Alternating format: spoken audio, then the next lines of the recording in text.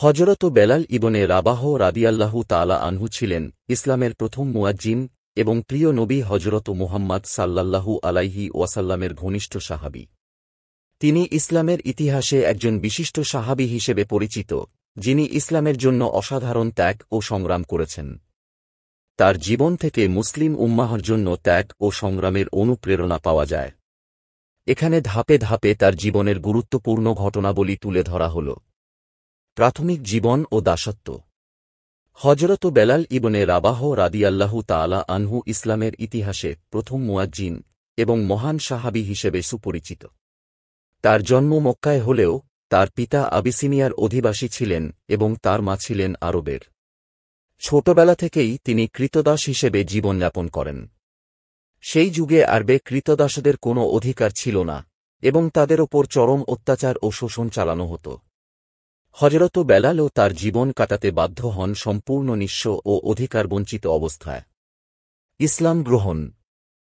ইসলামের প্রথম যুগে মক্কার মানুষ যখন নবী মুহাম্মদ সাল্লাল্লাহু আলাইহি ওয়াসাল্লামের মাধ্যমে ইসলামের আহ্বান পায়, তখন অনেকেই সেই আহ্বানে সাড়া দেন।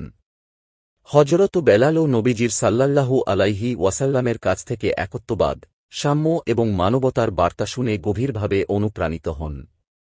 তিনি গোপনে ইসলাম গ্রহণ করেন।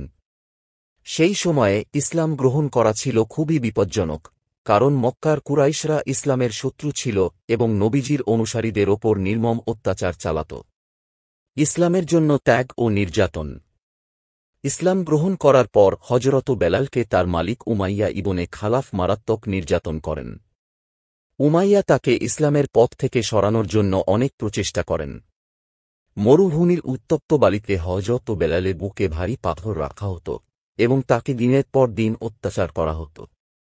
এই অবস্থায়ও তিনি ঈমানের প্রতি অবিচল থেকে আহাদ আহাদ এক আল্লাহ বলে ধৈর্য ধরতেন।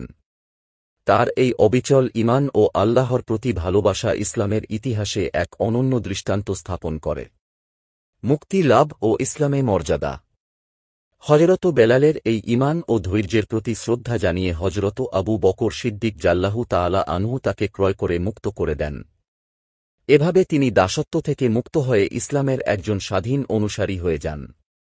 মুক্তির পর তিনি নবী মুহাম্মদ সাল্লাল্লাহু আলাইহি ওয়াসাল্লামের সাথে ইসলাম প্রচারে সক্রিয় ভূমিকা পালন করেন। নবীজির ঘনিষ্ঠ সাহাবী হিসেবে তার মর্যাদা ক্রমেই বৃদ্ধি পায় এবং তিনি ইসলামের অন্যতম প্রধান অনুসারী হিসেবে নিজেকে প্রতিষ্ঠিত করেন। ইসলামের প্রথম মুয়াজ্জিন হওয়া।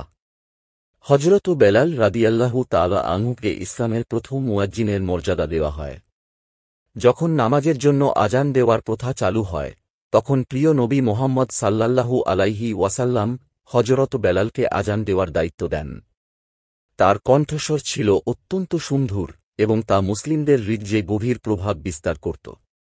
তিনি ইসলামের মদিনা যাত্রার পরও মসজিদে নববীতে আজান দিতেন এবং মুসলিম উম্মাহকে নামাজের জন্য আহ্বান জানাতেন। তার আজান ইসলামের জন্য এক অনন্য বার্তা হয়ে ওঠে এবং আজান দেওয়ার মাধ্যমে তিনি মুসলিমদের প্রতি আল্লাহর আহ্বান পৌঁছাতেন। প্রিয় নবীর ইন্তেকাল ও পরবর্তী জীবন। প্রিয় নবী মুহাম্মদ সাল্লাল্লাহু আলাইহি ওয়াসাল্লামের ইন্তেকালের পর হযরত বেলাল মদিনায় অবস্থান করতে পারেননি, কারণ নবীজির স্মৃতিগুলো তাকে ব্যথিত করত।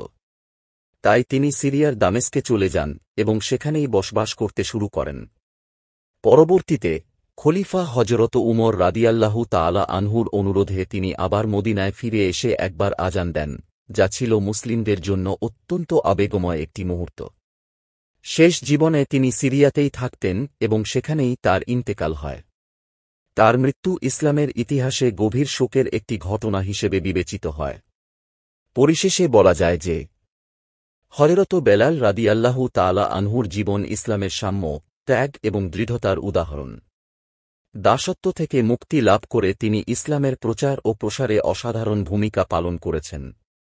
তার ধৈর্য, সাহস এবং আল্লাহর প্রতি ভালোবাসা মুসলিম উম্মাহর জন্য আজও এক অনুপ্রেরণা। ইসলাম গ্রহণের জন্য যে ত্যাগ তিনি স্বীকার করেছেন, তা আমাদের সকলের জন্য এক অনন্য দৃষ্টান্ত হিসেবে থাকবে।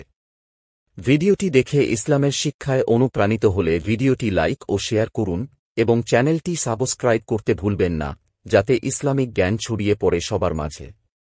ধন্যবাদ।